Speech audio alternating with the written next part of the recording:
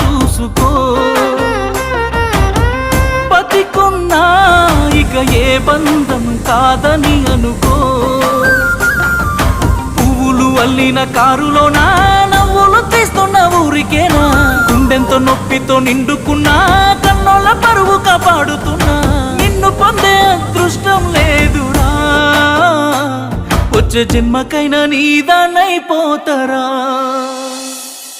బాగుండాలమ్మా నువ్వు ఎవరితో ఉన్నా, ఈ బాధే చాలమ్మా బ్రతికేస్తా ఈ జన్మ.